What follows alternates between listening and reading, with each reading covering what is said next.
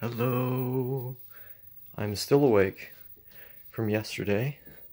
Well, I guess it's technically today. Yeah, yesterday I was awake, and then today I was awake. So I'm still awake. I have significantly less energy now in comparison to before, but I am still awake. That's the amazing thing about today, is that, when I think my energy is just about to run out, I get into infinite supplies of more energy through anime, through watching anime. I'm actually not really paying attention to it. I'm just kind of keeping it on in the background. But it's neat to look over, it's neat to look over and see a TV show that you kind of like, you can pick up some of the words because you know a little bit of Japanese. You can pick up what some of the characters are saying. But you're not paying full attention. No, you're just sort of picking up the show as it goes along. Looking at the visuals, kind of enjoying it for what it is, and enjoying it for what it is. Anime. And I don't think I'm gonna be able to get to sleep until like tomorrow morning. And by the time tomorrow morning comes around, why don't I just stay up until tomorrow night? It doesn't seem like that unreasonable of a way of going about things to me. Like if I'm awake that long, who knows what my mind state could be up to?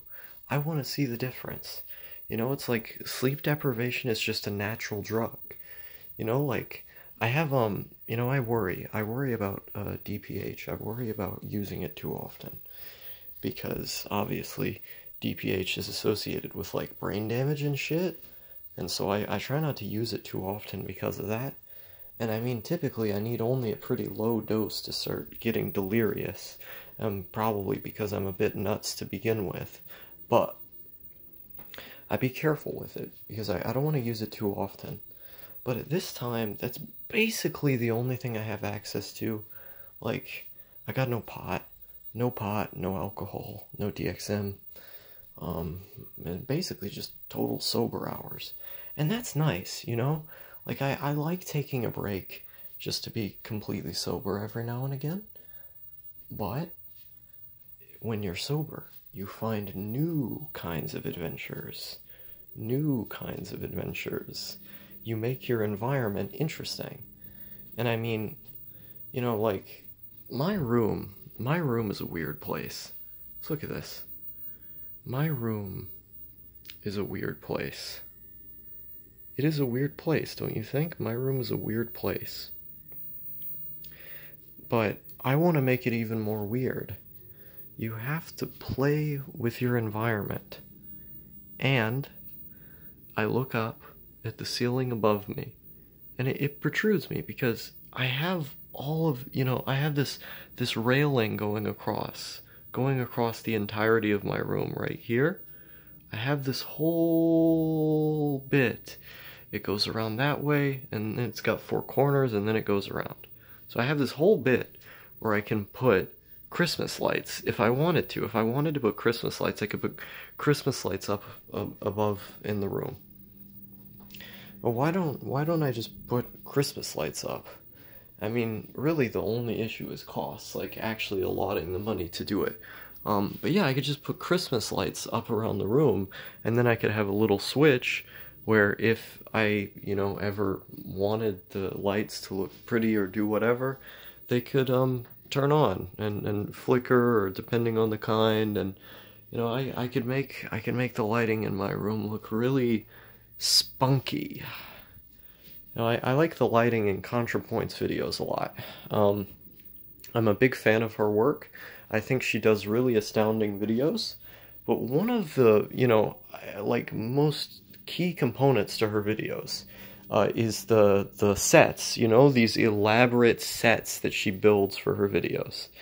And I think that comes out the most in the way that she chooses to light her videos, because it isn't just like the color of the lights, the sort of aesthetic purple lights, that's all one thing, but knowing how to place them and knowing how to place the shot is a total other thing.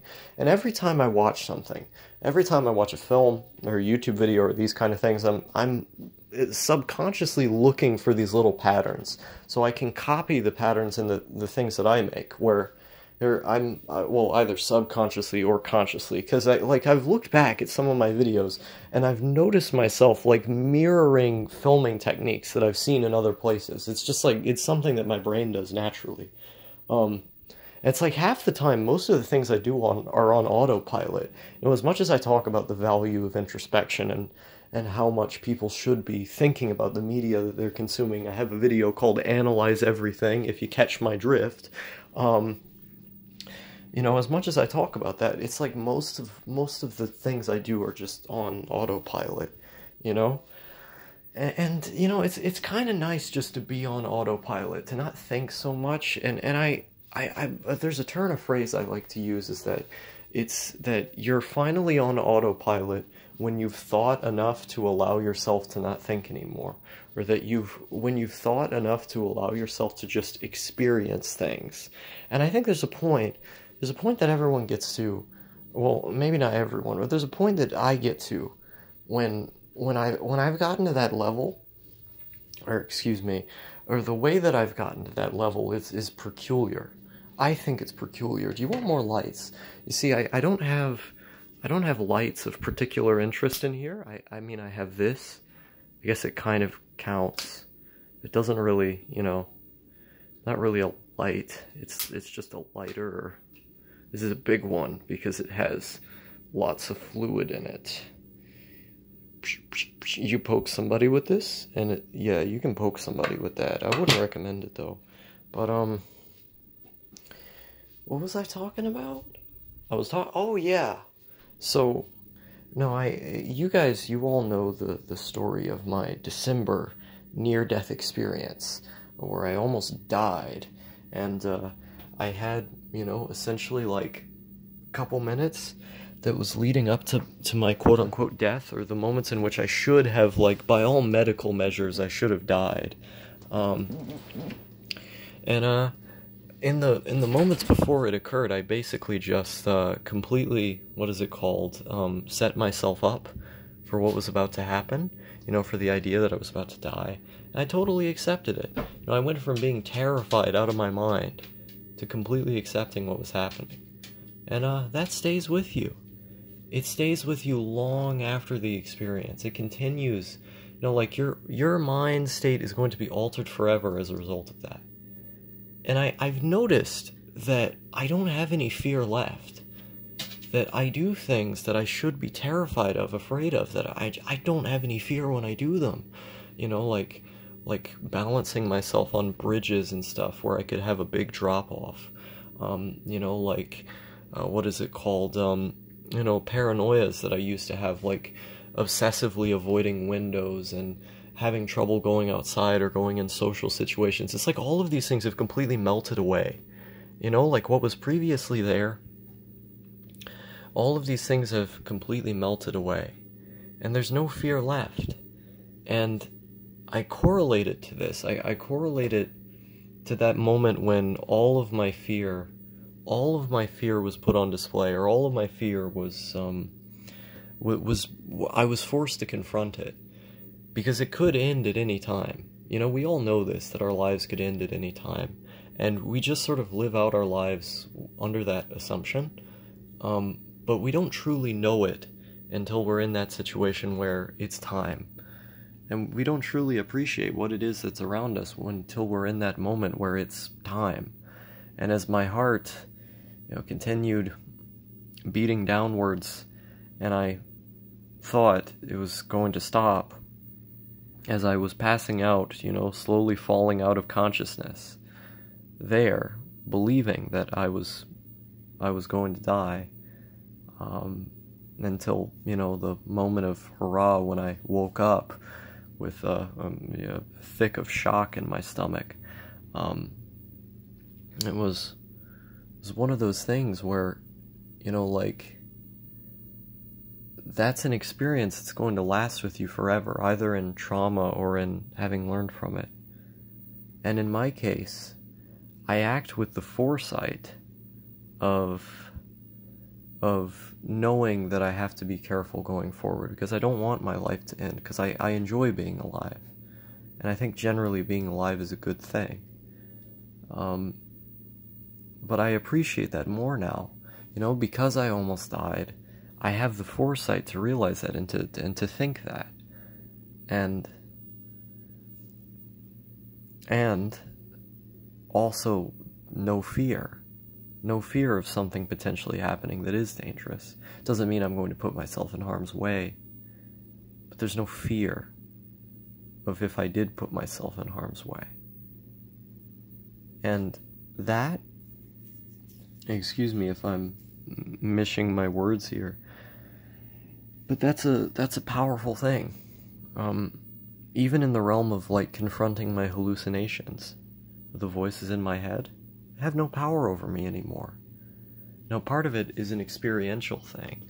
Now, part of it is just having, experienced it for so long that eventually it gets easier.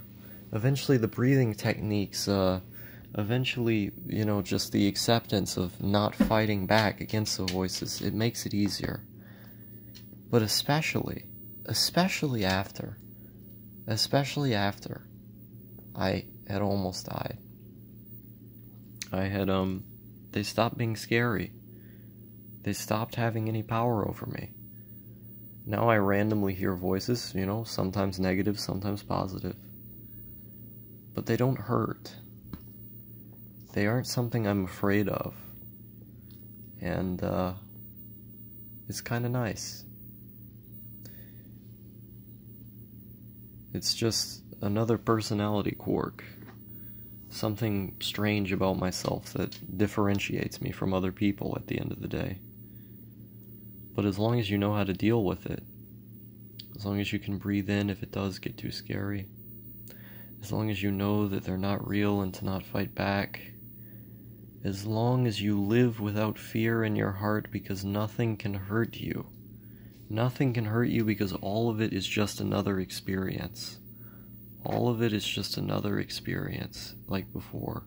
Even the negative things you begin to appreciate when all of it's about to be taken away. Even the negative things can be beautiful. Ever since December, when I almost died, I've just continually felt like that. And maybe that's been correlated to the huge spike in my mood, to how good I felt for over a month now. And even in, large sections of January, I felt this way, just really good, just to wake up, just to be alive. That there's all these little interesting things about being alive that are constant. You wake up every day and you have a computer screen in front of you, you have a TV screen in front of you, you have a room, a bed, a laptop, a carpet, a dog, a flag. You have all of these things that human beings had to come together to make, years and years of history in the manufacturing of these things. And what other time would I want to live in, Everything I could ever want is all right here. Everything I could ever want is all right here. And it never stops being interesting. The media, there never stops being new media. Friends, there never stop being new friends. You never stop appreciating the ones you have, because they're people you love. There's always new things to enjoy. And once you learn to stop caring, once you learn to give up so many of the irrational thought processes that never made sense in the first place, once you radically accept the world we live in and realize that everything we ultimately experience is transient, then I think you can truly appreciate the beauty and modesty, the beauty in just looking around yourself and smelling the roses, stopping to smell the roses. And I'm not articulating this as well as I would if I had more sleep. But I hope you understand that the longer you live, the more chance you have of it improving. You never know what's going to happen in the next year, 2, 3, 4, 5 years. You never know. That's why you can't give up. One day, something could completely hit you. And fundamentally, the way that you look at the world, the way that you feel about the world every day when you wake up, anxieties that once were chronic for you could all fade away. I'm not saying there's a huge chance of it. I'm not even saying there's a minor chance of it. But you never know what could happen. And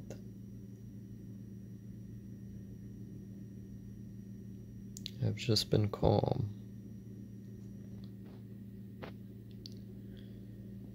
Just calm. So everything is impermanent. And that's pretty cool.